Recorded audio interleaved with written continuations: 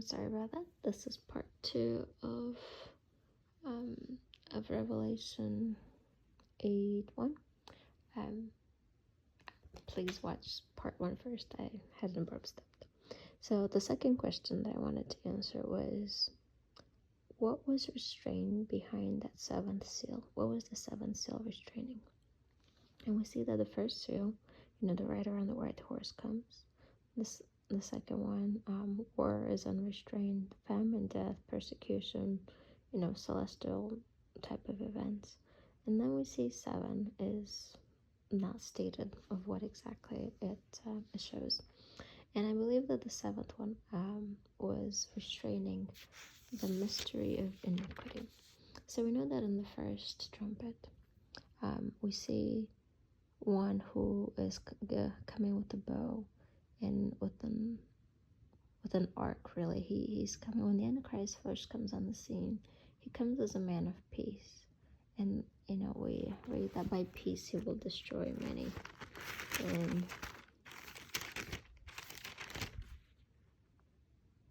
if I have in Daniel 8:25 says, by peace he shall destroy many. So we know that he is given a crown and he's conquering, but he's really as a man of peace. But then we know that after 3.5 years, after he suffers a head wound, and all of a sudden he's exalting himself to be God. And we'll see in 2 Thessalonians 2, it says, let no man deceive you by any means, for the day shall not come, speaking of the day of the Lord, except there come a falling away first, and that man of sin be revealed, the son of perdition, who opposes and exalts himself above all that is called God, or that is worshipped, so that he as God sits in the temple of God, showing himself that he is God. When the Antichrist is coming on the scene at first, he's not telling anybody he is God. That happens at the midpoint. It says, remember you not that when I was with you, I told you these things. And now you know what withholds that he might be revealed in his time. Withholds being restraining. For the mystery of iniquity doth already work. Only he who now lets it, who restrains it, will restrain until he be taken out of the way.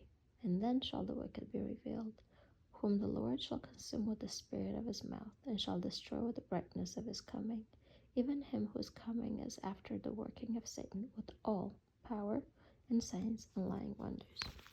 And we know that in Revelation 12, when we see the red dragon in heaven, having 7 heads, 10 horns, 7 crowns, it is the peak of his power and authority and rule on the earth.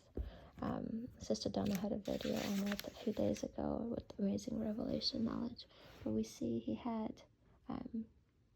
7 kingdoms, 10 nations, and in Revelation 12:1, has 7 crowns. And Revelation 13:1, when we see the beast rising at 10 crowns, I believe the explanation behind that is in the book of Daniel, something to dig into.